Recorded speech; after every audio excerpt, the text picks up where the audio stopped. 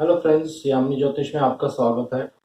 तो आज दोस्तों एक बहुत ही छोटी सी वीडियो है बनाने जा रहा हूँ और इसमें मैं आपको ये बताऊंगा कि कुंडली हमें कैसे देखनी होती है। बेसिक उसका रूल क्या है कुंडली देखने का। हालांकि कुंडली देखने का बहुत लंबा एक प्रोसीजर होता है और एक कुंडली को देखने के लिए कम से कम 2 या 3 घंटे चाहिए। पूरे योग एनालाइज करने पड़ते हैं, नवांश एनालाइज करना पड़ता है, D10 दशमांश D12, और जिस बारे में जो क्वेरी होती है पर्सन की उसके रिलेटेड जो डिविजनल चार्ट होता है उसको अच्छे से स्टडी करना होता है। बहुत से और फैक्टर्स होते हैं, लेकिन आपको मैं कुछ बेसिक्स बता रहा हूँ दोस्तों। अगर ये आपको आ जाते हैं इस तरह से, अगर आप कुंडली देखेंगे तो आपको कोई भी प्रॉब्लम नहीं होगी। तो आइए स्टार्ट करते हैं। और बहुत दिनों से दोस्तों मेरी तबीयत भी बहुत ज़्यादा अच्छी नहीं है। अभी भी मैं घर पे रेस्ट ही कर रहा था तो मन नहीं लग रहा था, सोचा एक वीडियो बना देता हूँ। तो आइए वीडियो आरम्भ करते हैं। तो मैं एक कुंडली यहाँ पे ले रहा हूँ। हालांकि इस कुंडली को मैंने पहले भी आपके यहाँ कुछ इसमें योग्स बताए थे, उसी कुंडली को थोड़ा सा डिस्कस करेंगे, ज़्यादा डिटेल में नहीं, सिर्फ 2 प्लैनेट्स के बारे में ही बताऊँगा। तो आप अपने प्लीज़ स्पीकर्स का जो वॉल्यूम है उसको थोड़ा तेज कर लीजिएगा, क्योंकि मेरी बोलने की आवाज़ थोड़ी कम रह सकती है, उसकी जो साउंड है वो कम रह सकती है। तो आइए देखते हैं। देखिए, ये सिंह लगन की कुंडली है। अभी इस पे मैं प्लैनेट्स नहीं लिख रहा हूँ, प्लैनेट्स मैं एक एक करके इस पे लिखूंगा। अभी सिर्फ 2 ही प्लैनेट्स लिखेंगे और उस पे थोड़ी सी प्रिडिक्शन कैसे की जाएगी। तो अब आपके समक्ष में कुंडली आ जाती है, आप कुंडली देखने जा रहे हैं। तो सबसे पहले क्या देखना है? सबसे पहले जो कुंडली का फर्स्ट पेज होता है, जिसको पंचांग कहा जाता है, कुंडली का पहला पन्ना आप उसको कह सकते हैं, वो आप जरूर देखें। कौन से वार में जन्म है, कौन से योग में जन्म है, कौन से करण में जन्म है, कौन सी तिथि में जन्म है, ये बहुत इंपॉर्टेंट होता है। तो ये सब आपको पहले देख लेना है। अगर अच्छे योग में जन्म है तो कुछ परसेंट कुंडली में बल आ जाता है। अच्छे करण में जन्म है, अच्छे नक्षत्र में जन्म है, चंद्रमा अच्छे नक्षत्र में है, ये सब चीज़ें आपको पहले देख लेनी है। और उसकी ऑलरेडी मेरी वीडियोस हैं। एक वीडियो मेरी उसमें मिस हो गई है दोस्तों, करण को लेकर, शायद वो अपलोड नहीं हो पाई है, उसमें कुछ प्रॉब्लम है, लेकिन मैं उसको कोशिश करूँगा दोबारा शूट करके जल्दी से अपलोड कर दूँगा। तो ये पहला पन्ना जो है कुंडली का, आप देख लीजिए। और आपको ये जरूर देखना है दोस्तों कि चंद्रदेव शुक्ल पक्ष के हैं या कृष्ण पक्ष के हैं। ये बहुत इंपॉर्टेंट होता है, बहुत से लोग इसको मिस करेंगे। लेकिन जब आप कुंडली देखते हैं तो आप ये जरूर देखिए शुक्ल पक्ष का जन्म है कि कृष्ण पक्ष का जन्म है। शुक्ल पक्ष में चंद्रमा बली होते हैं अमावस्या से 6 दिन पहले, अमावस्या के 6 दिन बाद। ये कुछ कैलकुलेशंस होती हैं, ये कभी एक सेपरेट वीडियो में आपको पूरा डिटेल्स में बता दूंगा चंद्रमा के बारे में। तो ये भी आपको देख लेना है। शुक्ल पक्ष में जन्म हो, चंद्रमा बली हो, तो थोड़ा सा कुंडली में बल आ जाता है। तो आइए सबसे पहले इसके बाद और आपको क्या देखना है। उसके बाद फर्स्ट स्टेप जो कि बहुत इंपॉर्टेंट होता है, मैं पहले भी इस पर बहुत सारी वीडियोस मैंने ऑलरेडी बना रखी हैं, नक्षत्र। जी हाँ, नक्षत्र कुंडली का बेस है दोस्तों, जिसको आप नींव कह सकते हैं। जो लोग अगर नक्षत्र थ्योरी कुंडली में नहीं लगाते हैं तो उनकी जो प्रेडिक्शंस हैं, बहुत रेयर ही चांस होगा कि वो एक्यूरेट बैठेंगी। नक्षत्र सिद्धांत सबसे इम्पोर्टेंट है। तो अब जिस जातक की कुंडली है, ये उनकी डेट ऑफ बर्थ आप लिख सकते हैं। पहले भी मैंने ये कुंडली आपके समक्ष रखी थी, 2 सितंबर 1977। टाइम ऑफ बर्थ है सुबह 6:05, प्लेस ऑफ बर्थ है दिल्ली। और जो कुंडली मेरे पास ये देखने के लिए आई थी उसमें जो प्रॉब्लम पूछी गई थी उसी के बारे में थोड़ा सा मैं भी डिस्कस करूंगा, ज़्यादा डिटेल में नहीं। तो आपको ये देख लेना है चंद्रमा कौन से नक्षत्र में है। यहाँ चंद्रदेव केतु के नक्षत्र में है। तो पहले आपको क्या करना है, जो जन्म संपद विपद, ये एक मैंने थ्योरी आप लोगों को बहुत टाइम पहले बना रखी है, इस पर भी मेरी बहुत सारी वीडियोस हैं। जो लोग मेरे साथ नए जुड़ रहे हैं वो इसको देख सकते हैं दोस्तों, उस वीडियो को जाके देख लीजिए, फिर आपको इजीली समझ आ जाएगा। तो इनका जो चंद्रमा है, चंद्रदेव है, वो अश्विनी नक्षत्र में है, केतु का नक्षत्र है।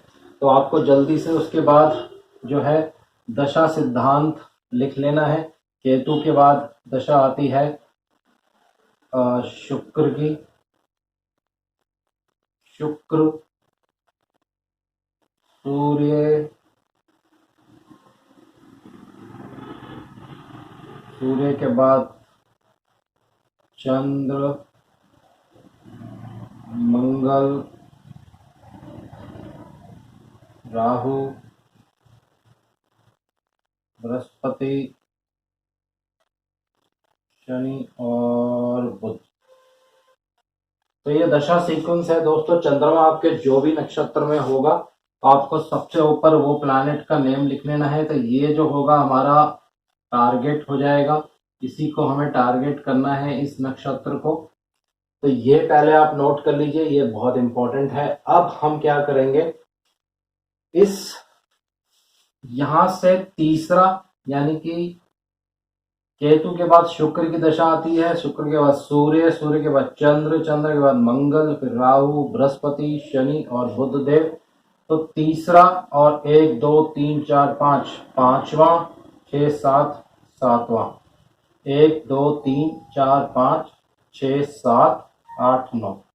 तो यहाँ पे मैं लिख देता हूँ तीसरा, पांचवा और सातवां। तो देखिए ये दशा सीक्वेंस होती है दोस्तों, और इसमें नक्षत्र सिद्धांत कैसा लगता है जन्म, संपद, विपद। विपद का मतलब प्रॉब्लम्स, और विपद के बाद क्षेमा, प्रत्ययरी का मतलब ऑब्स्टिकल्स, और उसके बाद आता है बद्ध तारा, सेवंथ जो होता है बद्ध तारा मतलब मृत्यु तुल्य कष्ट। ये तीन आपको पहले नोट कर लेने हैं। तो इन तीनों में कौन सा प्लैनेट्स आ रहे हैं, सूर्य देव, मंगल देव और बृहस्पति देव। तो ये जो तीन प्लैनेट्स हमारे आ गए हैं, ये हमें कहीं ना कहीं कष्ट देने वाले हैं। तो नक्षत्र सिद्धांत से जब आप इसको निकाल लेंगे तो आप इसको 25% या 20% जो पॉइंट्स हैं वो दे सकते हैं दोस्तों। तो यहाँ मैं लिख देता हूँ 20%। अब नेक्स्ट स्टेप में हमें क्या करना है दोस्तों, ये एक बहुत इंपॉर्टेंट पॉइंट मैं आज बताने जा रहा हूँ। इसके ऊपर पहले मेरी 3 वीडियोस हैं, वो आप देख सकते हैं। उस पर मैंने 2 तरीके से जो हाउस ओनरशिप होती है, कौन सा प्लैनेट किस हाउस के लिए खराब होता है, मैंने दोनों ही तरीकों से उसमें बता रखा है। क्योंकि इसमें बहुत कॉन्ट्रडिक्शंस हैं, बहुत से लोग एक चीज़ को मानते हैं, बहुत से लोग दूसरी चीज़ को मानते हैं। लेकिन मैं आपको एक राइट वे यहाँ बताने जा रहा हूँ। बहुत सिंपल तरीका है, एक लॉजिक है दोस्तों। अगर आप उसको फॉलो करेंगे तो आपकी प्रेडिक्शंस में कभी भी गलती नहीं होगी। देखिए सूर्य देव का लगन है 5 नंबर लगन। 5 नंबर का मतलब क्या होता है, अब इस व्यक्ति की कुंडली आपके पास देखने के लिए आई है, इसमें कोई प्लैनेट नहीं है। तो बिना प्लैनेट्स के ही हम कोशिश करेंगे कुछ थोड़ा बहुत इनके बारे में जानने की, जो प्लस या माइनस होगा प्लैनेट्स की पोजीशन के ऊपर। अगर प्लैनेट अच्छा फल दे रहा है, अच्छी प्लैनेट लग्नेश का मित्र है, अच्छा रिजल्ट दे रहा है और कुंडली में भी अच्छी जगह बैठा है, अच्छा षड बल है उसके पास, नवांश में भी अच्छी जगह है और नक्षत्र सिद्धांत से भी वो शुभ है, तो बहुत अच्छा रिजल्ट देगा। उसकी परसेंटेज भी थोड़ी कम हो जाएगी, फिर थोड़ी कम हो जाएगी, ये अभी मैं आपको डिटेल्स में बताऊंगा। तो सिंह लगन सूर्य का ही नक्षत्र है। तो सूर्य आप सबको पता है क्या होता है, सूर्य अग्नि होती है। तो ऐसे जो व्यक्ति होंगे, सिंह लगन के जो व्यक्ति होते हैं, मोस्टली थोड़े गुस्से वाले होते हैं, इनमें गुस्सा बहुत होगा क्योंकि सिंह लगन है, सूर्य देव का लगन है, अग्नि तत्व लगन है, तो इनको गुस्सा बहुत आएगा। और अगर कुंडली में बाकी योग होंगे, क्योंकि सारे योग अभी यहाँ बताना पॉसिबल नहीं है, तो ऐसे लोगों को खाना खाते वक्त बहुत पसीना आता है दोस्तों। इसका भी एक कॉम्बिनेशन होता है, वो मैं आपको कभी डिटेल्स में इन चीज़ों के बारे में बताऊंगा, लेकिन ब्रॉडर वे में आप इसको जान सकते हैं कि जिन लोगों का सूर्य सिंह लगन है उनको खाना खाते हुए पसीना आ सकता है, गुस्सा बहुत आ सकता है। और अगर गुरुदेव का बृहस्पति देव का लिंक 4th हाउस से हो जाए या बृहस्पति देव स्वयं 4th हाउस में बैठ जाए, तो ऐसे लोगों का वेट भी बहुत ज़्यादा होता है दोस्तों। इसका रीज़न क्या है, देखिए एक लॉजिक है, जैसे कि मैंने आपको बताया है एस्ट्रोलॉजी जो है लॉजिक्स के ऊपर टिकी हुई है। तो सूर्य देव गोल होते हैं दोस्तों, सबको पता है। चंद्रमा और अर्थ जो होती है, पृथ्वी जो होती है वो गोल नहीं होती है, लेकिन सूर्य देव का आकार जो होता है बिल्कुल गोल होता है। तो इसीलिए मैंने आपको ये कहा है कि सिंह लगन के लोग, और बृहस्पति अगर 4th हाउस पर दृष्टि डाल रहा है, 4th हाउस पे बैठ जाता है, कहीं से भी वो 4th हाउस पे दृष्टि डालता है, तो मोस्टली ऐसे लोगों का वो वेट बहुत ज़्यादा होता है, ओवर वेट होते हैं, गुस्से वाले हो सकते हैं। अब देखिए, जैसे ही आप अपने घर से बाहर जाते हैं तो आप सूर्य देव को जब देखना होता है तो ऐसे ऊपर करके देखेंगे आकाश की तरफ। तो ऐसे लोगों की जो एक इच्छा होती है, एक ख्वाहिश जिसको आप कह सकते हैं, ऊंचाइयों पे काम करने की, ऊंचे पद पर पे काम करने की, पहुंचने की इनकी हमेशा इच्छा होगी दोस्तों। तो ये कुछ बेसिक लॉजिक्स हैं, ये आप लगा सकते हैं। कुंडली देखकर एक ब्रॉडर वे में आपको आइडिया लग जाएगा व्यक्ति की नेचर, व्यक्ति का स्वभाव कैसा हो सकता है दोस्तों।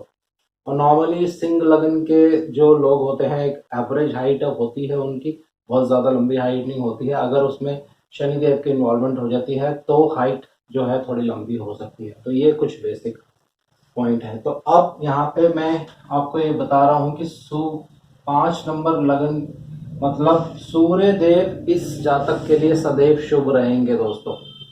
अब उनकी परसेंटेज, जैसे नक्षत्र सिद्धांत में अभी ये विपत्त तारा में आगे कष्ट देंगे तो परसेंटेज कम होगी, लेकिन बिल्कुल खराब हो जाएंगे ऐसा नहीं होगा। कुछ परसेंटेज उनके रिजल्ट्स देने की जो कैपेसिटी है कम हो सकती है, लेकिन सूर्य देव क्योंकि इनके लग्नेश है तो एक ये गोल्डन रूल है एस्ट्रोलॉजी का दोस्तों, आप नोट कर सकते हैं, लग्नेश हमेशा शुभ होते हैं।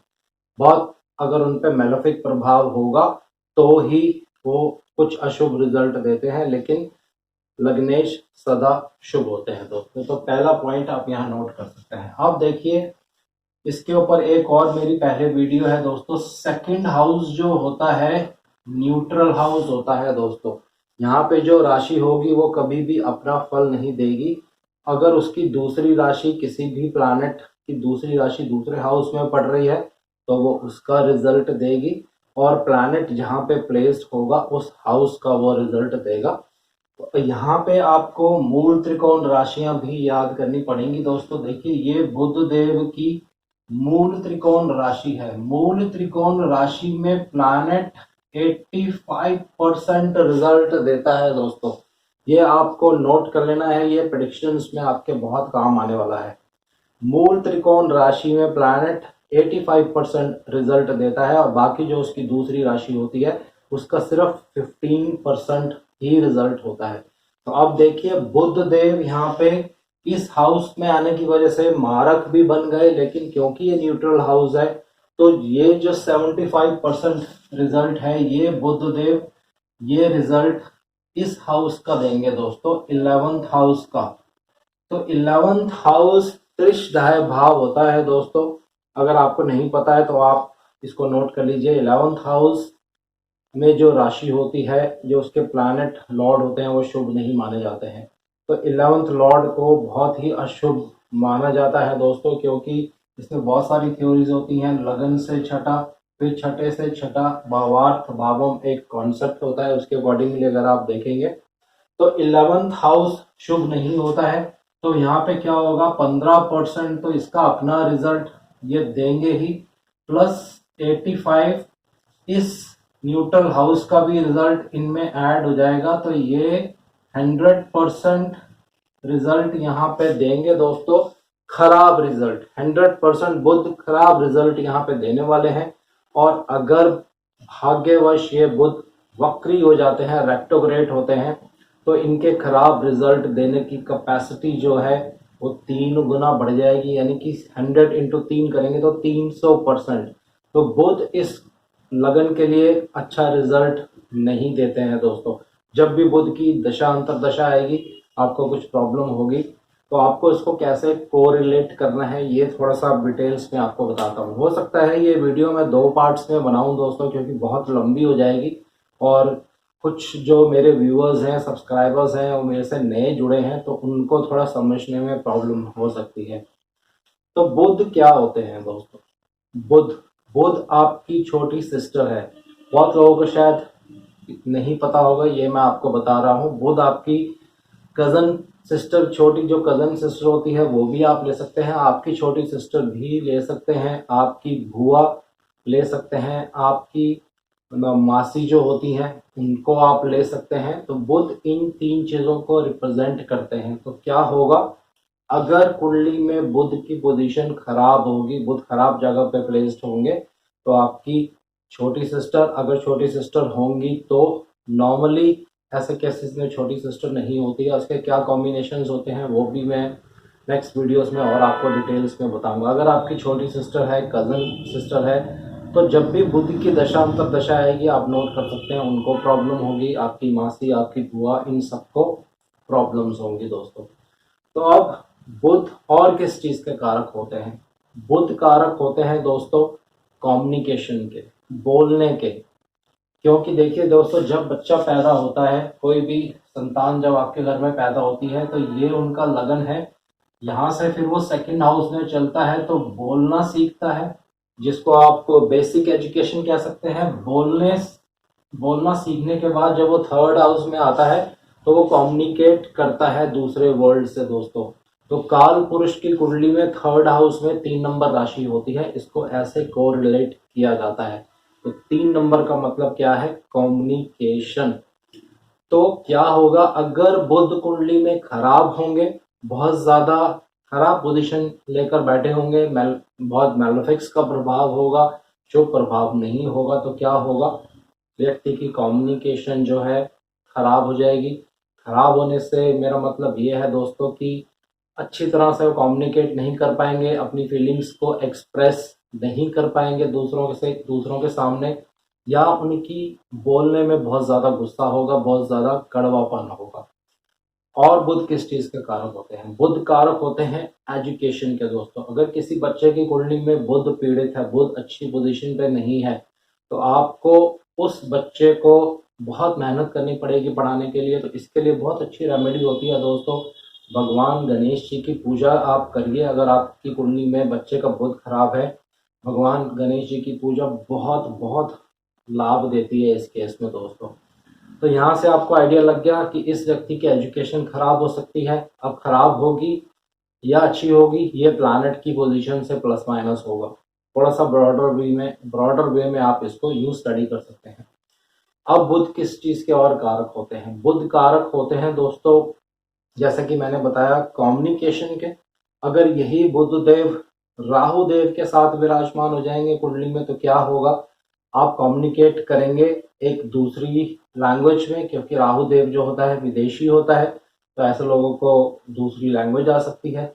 अगर केतु उनके साथ है तो क्या होगा दोस्तों, ऐसे लोग जो होते हैं बहुत शक्की नेचर के हो जाएंगे, बहुत सस्पेक्ट करेंगे अपनी वाइफ पर, बहुत जेलसी होगी उनकी नेचर में। अगर बाकी कॉम्बिनेशंस भी उसको सपोर्ट करेंगे तो बहुत ज़्यादा जेलसी होती है। और कई बार ऐसा देखा गया है दोस्तों कि अगर बुध और केतु की युति होती है तो मेंटली भी ये व्यक्ति को प्रॉब्लमेटिक बना देता है।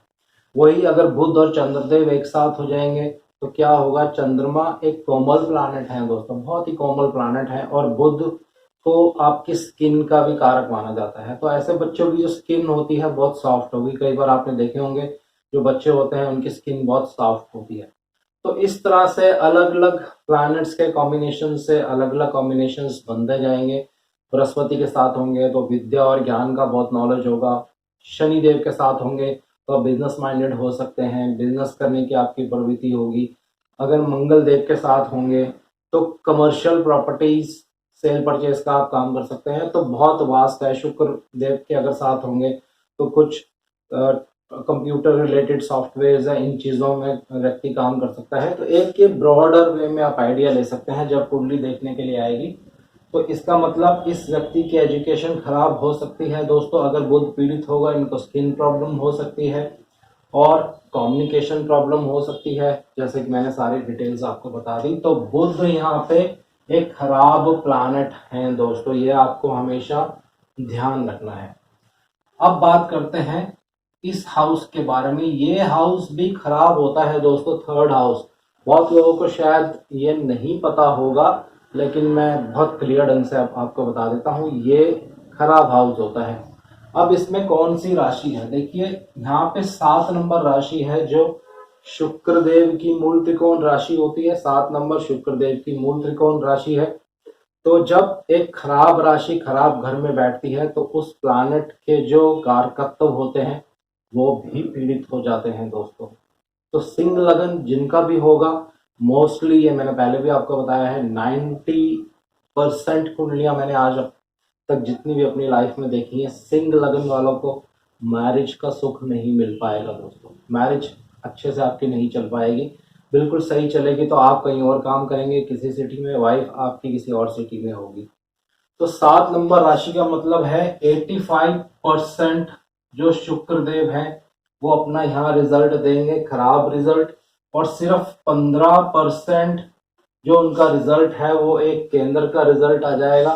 तो कुल मिला के देखा जाएगा तो शुक्रदेव यहाँ एक खराब रिजल्ट देने वाले हैं दोस्तों। नक्षत्र सिद्धांत से शुक्रदेव इतने ज़्यादा खराब नहीं है। तो आप एक बेसिक आइडिया लगा सकते हैं, शुक्र मतलब 7 नंबर मतलब आपकी पत्नी, आपकी वाइफ, आपके फ्रेंड्स, साथ में घर से आप फॉरेन फ्रेंड्स भी देख सकते हैं। और ये सब चीज़ें खराब होंगी, मैरिड लाइफ खराब हो सकती है। तो जैसे ही आपके पास कुंडली आएगी तो आप एक ब्रॉडर वे में एक सोच अपने मन में बना सकते हैं कि इस व्यक्ति को मैरिड लाइफ में 100% प्रॉब्लम होने वाली है। इस भाग्यवश अगर शुक्र अच्छी जगह पे प्लेस्ड होंगे, मान लीजिए शुक्र 7 नंबर में यहीं प्लेस्ड हो जाते हैं, फिर प्रेडिक्शंस जो हैं थोड़ी सी चेंज हो जाएंगी। क्योंकि ये खराब प्लानेट जब अपने ही घर में आके बैठ जाता है तो अपने घर को वो कभी खराब नहीं करेगा। लेकिन जहाँ वो दृष्टि डालेगा दोस्तों, यहाँ से शुक्रदेव दृष्टि डालेंगे सीधा 9th हाउस में, तो 9th हाउस को ये खराब कर देगा। 9th हाउस पिता का होता है, भाग्य का होता है। तो ये फिर प्लैनेट्स के अकॉर्डिंगली आप इसको एनलार्ज करते जाएंगे प्रेडिक्शन उसको दोस्तों।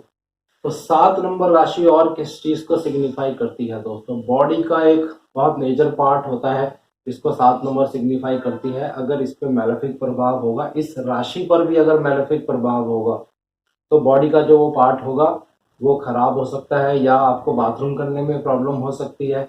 ये सब चीज़ें आप कुंडली से बिना प्लैनेट्स देखे एनालाइज हल्का हल्का कर सकते हैं दोस्तों। अब बात करते हैं 4th हाउस, मंगल देव। मंगल देव यहाँ पे बहुत ही शुभ प्लैनेट होते हैं दोस्तों। 15% तो उनका ये रिजल्ट होगा और 100% उनका ये रिजल्ट हो जाएगा। लेकिन यहाँ पे देखिए नक्षत्र सिद्धांत के अकॉर्डिंग मंगल जो है प्रत्येवी तारा में आ रहे हैं, ऑब्स्टेकल्स देंगे, तो इनका जो रिजल्ट देने की जो कैपेसिटी होगी थोड़ी सी कम हो जाएगी, लेकिन इतना ज़्यादा यहाँ खराब नहीं करेंगे। अगर कुंडली में बहुत ज़्यादा पीड़ित होंगे तो फिर ये खराबी कर सकते हैं दोस्तों। तो देखिए 4th हाउस में 8 नंबर राशि है, ये इंडिकेट करती है आपकी प्रॉपर्टी को दोस्तों। तो ऐसे लोग, सिंह लगन के लोग जब भी कोई प्रॉपर्टी लेंगे, आपको हमेशा ये याद रखना है दोस्तों, सिंह लगन के लोग जब भी कोई प्रॉपर्टी लें उसके पेपर्स आप अच्छे से चेक करा लीजिए। क्योंकि बुध भी आपकी कुंडली में एक खराब प्लैनेट है। बुध पेपर्स को कहते हैं दोस्तों, और प्रिंटिंग की चीज़ों को कहते हैं। बुध जो है पेपर वर्क होता है, ये मैं पहले बताना भूल गया हूँ। तो अगर मंगल 4th हाउस के लॉर्ड बन जाते हैं तो आपको ये ध्यान रखना है दोस्तों, क्योंकि बुध यहाँ पे खराब है। तो ये थोड़ी सी डीपर प्रेडिक्शंस हैं, ये आपको ध्यान रखना है। बाकी ऐसे लोगों के पास बहुत लैंड और प्रॉपर्टी हो सकती है, क्योंकि मंगल लैंड और प्रॉपर्टी को सिग्निफाई करते हैं। और मंगल की दूसरी राशि जो है, यहाँ पे मैंने 85% लिखना था, शायद 100% लिख दिया है, तो 85%। मंगल की दूसरी राशि 9th हाउस में आ रही है, तो पिता के लिए बहुत अच्छा होगा। पिता के पास भी बहुत प्रॉपर्टी हो सकती है दोस्तों, क्योंकि देखिए मंगल प्रॉपर्टी का कारक है। तो आपका कोई विदेश में भी घर हो सकता है, या आप विदेश में अगर सेटल्ड है तो धीरे धीरे वहाँ पे भी आप अपनी प्रॉपर्टी बना सकते हैं। तो ये एक ब्रॉडर आइडिया हो गया कि सिंह लगन की कुंडली आपके पास देखने के लिए आती है, तो ये सब चीज़ें आप एनालाइज कर सकते हैं। तो मंगल एक शुभ प्लैनेट है, एक केंद्र के स्वामी है, एक त्रिकोण के स्वामी है। तो देखिए दोस्तों, ये वाला जो हाउस होता है 9th हाउस जिसको कहा जाता है, ये कुंडली में सबसे ज्यादा शुभ हाउस होता है लगन के बाद। लगन के बाद सेकंड नंबर जो है 9th हाउस होता है, ये बहुत ही शुभ हाउस माना जाता है। तो यहाँ पे मंगल की राशि आ गई है। मंगल लैंड को सिग्निफाई करते हैं, प्रॉपर्टी को सिग्निफाई करते हैं, मंगल ऊंचाइयों को सिग्निफाई करते हैं। बहुत सी चीज़ें हैं इसमें, अगर बताऊंगा तो ख़त्म नहीं होंगी। तो ये सब व्यक्ति को मिलेंगे अपने जीवन में। मंगल एक शुभ प्लैनेट होते हैं सिंह लगन के लिए। अब देखिए दोस्तों, गुरुदेव की एक राशि यहाँ पे है, तो इनको 85% तो गुरुदेव की राशि का मिलेगा। और ये त्रिकोण भाव है, ये दूसरा त्रिकोण भाव होता है। तो गुरुदेव यहाँ एक शुभ प्लैनेट हो गए, लेकिन गुरु की दूसरी राशि जो है दोस्तों ये 8th हाउस में पड़ रही है। ये कुछ खराब रिजल्ट यहाँ पे देगी। तो यहाँ गुरु आपको मिक्स रिजल्ट्स देंगे दोस्तों, 85% अच्छा, 15% खराब। और फिर उसको आप नक्षत्र सिद्धांत से भी देखेंगे तो गुरु बद्ध तारा में आ रहे हैं दोस्तों। तो अब परसेंटेज जो है खराबी की थोड़ी सी और ऊपर चली जाएगी। तो गुरुदेव यहाँ पे दोनों तरह के रिजल्ट्स देंगे, अच्छे भी और खराब भी। जब उनकी दशा अंतर दशा आएगी एक मिक्स रिजल्ट देंगे। लेकिन अल्टीमेटली गुरु एक शुभ प्लैनेट है, क्योंकि 85% मार्क्स उनको 5th हाउस में मिल रहे हैं। तो ये हाउस क्या है, ये आपकी संतान का घर है। तो आपका पहला लड़का हो सकता है, जिन लोगों का सिंह लगन है, या उनका पहला लड़का हो सकता है, या दूसरा लड़का भी हो सकता है, या नॉर्मली कभी कभी 2 या 3 लड़के ही होते हैं, लड़कियां बहुत कम होती हैं ऐसे केसेस में। अगर बाकी कॉम्बिनेशंस इस पे इफेक्ट करेंगे, बाकी कॉम्बिनेशंस इसको सपोर्ट करेंगे। तो और बहुत सी चीजें हैं। 5th हाउस आपकी नॉलेज का है। हालांकि इस व्यक्ति की एजुकेशन कम होगी, लेकिन इसको बेसिक नॉलेज वर्ल्ड की बहुत ज्यादा होगी, क्योंकि गुरुदेव की 9 नंबर राशि जो कि एक धनु राशि होती है वो यहाँ पे आ रही है। आपके बच्चे की जो नेचर होगी वो थोड़ा गुस्से वाला हो सकता है, क्योंकि गुरुदेव की ये राशि 5th हाउस में आ रही है, ये एक फायरी साइन है। तो इस तरह से आप इसको प्रेडिक्शंस को और आगे बढ़ाते जाएंगे दोस्तों। तो बहुत वीडियो है, लंबी होगी, आई थिंक इसको यहीं पॉज कर देते हैं। तो आज के लिए इतना ही दोस्तों। शनिदेव से मैं आग्रह करता हूँ सबके घर में सुख और शांति बनाए रखें। जय शनिदेव।